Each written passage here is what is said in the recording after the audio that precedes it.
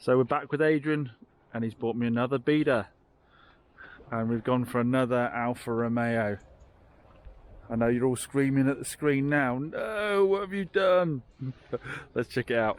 It looks like it's been subject to some kind of fingerprint dusting, but it's actually footprints all over the interior, and the headrests have some dubious, I think someone was using too much hair wax, because we've got very glossy headrests. Gosh, this is filthy.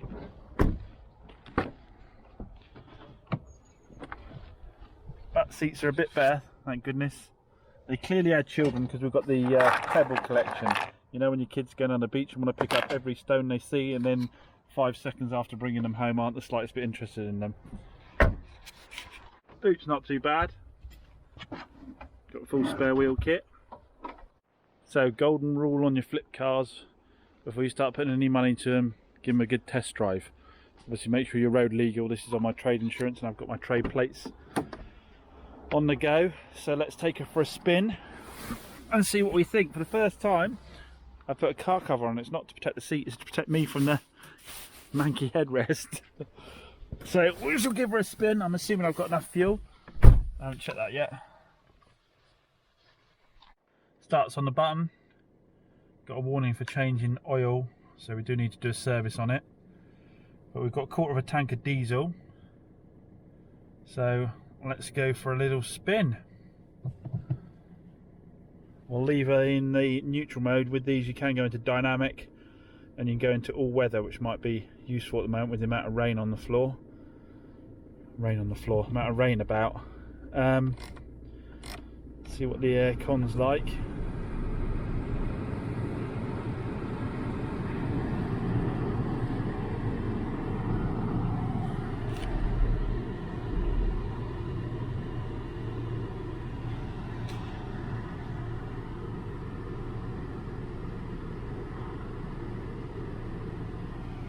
Aircon's nice and cold.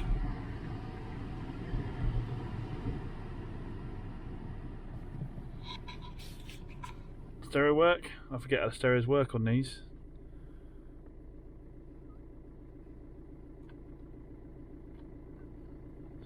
It's that button up there, isn't it? Yeah. Stereo's working. Well, let's just get a drive on it. I'll just check the electric windows a second. That one's working.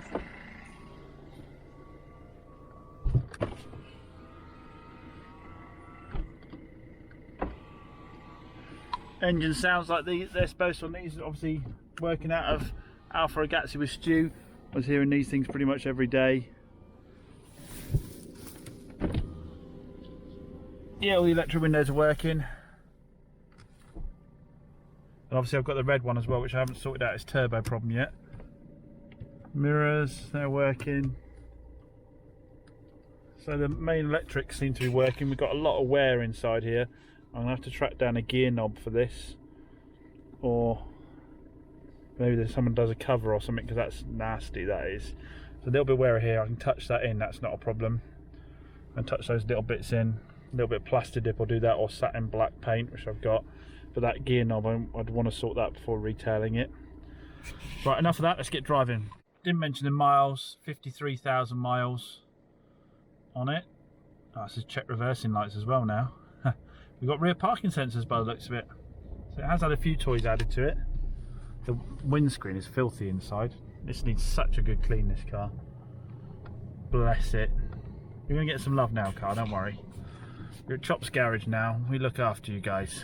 Well, we park you in the corner if you misbehave, and I can't work out what's wrong with you, but we do give you a good clean.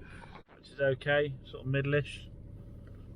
Let's get the heater sorted on the screen so we can see what we're doing. Well guys, she's quiet.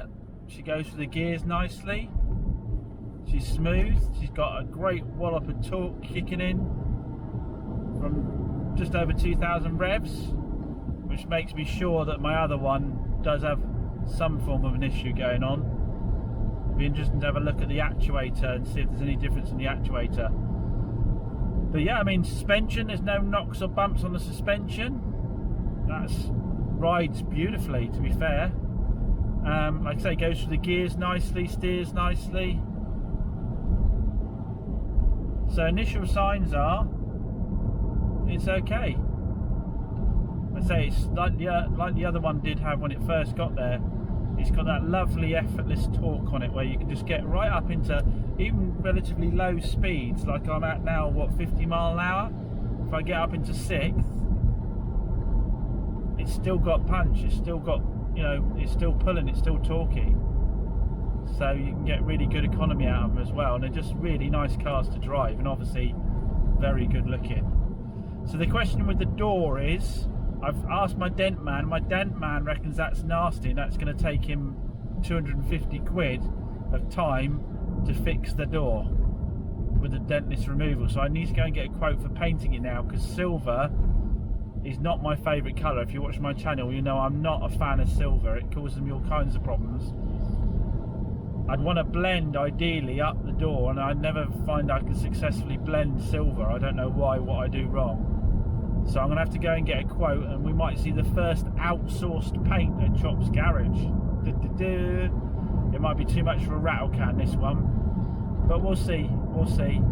I mean, I'm hoping, I'd be very disappointed if I paid someone to do it and then got a mismatch of colour, an obvious mismatch of colour, because I can do that myself with the rattle can.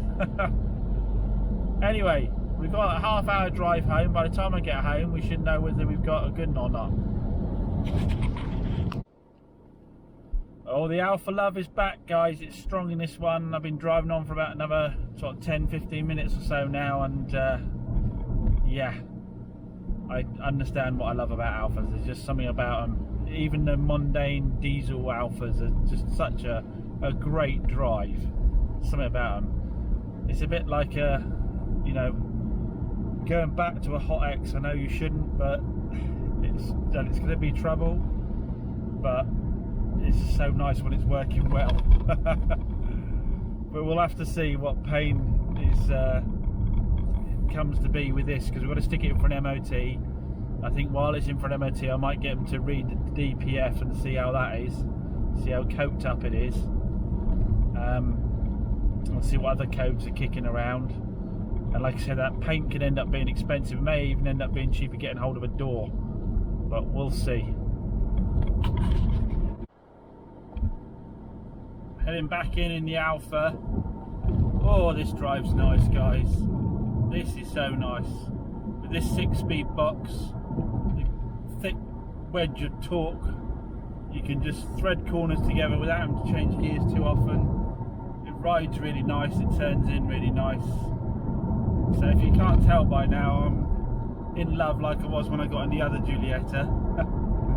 I just need to get that one sorted, because it's, in terms of everything else, it feels the same as this. It's just that turbo delay I need to get sorted, but I definitely need to fix it, because these are a lovely drive. If you haven't driven one and you're looking for something you can get decent MPG out of, pay low road tax, and have something that's still really good looking and is a lot of fun to drive,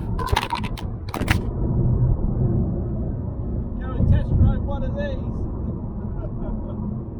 So Monday morning, guys, already been down to Moore's Garage in South Molton. I don't know if I mentioned this, but Phil from Moore's Garage, views the channel, came out and said, James, if you're looking for someone more local for your MOTs, come down and see us. He says, I'm happy to drop you back when you bring the cars down. So that is fantastic. I've just been down to see Phil this morning.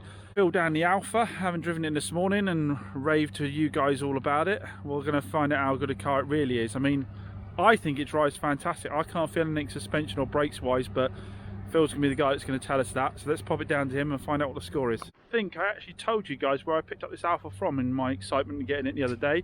I picked it up from a chap called Mark that I know down next to, he's got an interesting business model. He gets crash repaired cars from Copart and salvage market and the like, and doesn't actually repair them. He just sells them on to the public to repair themselves, or the trade. So he just stockpiles them in a yard. I have no idea what kind of margins he puts up on them, and then just sells them as is. And I've had a number of cars off him, and I've always found him a straight dealer.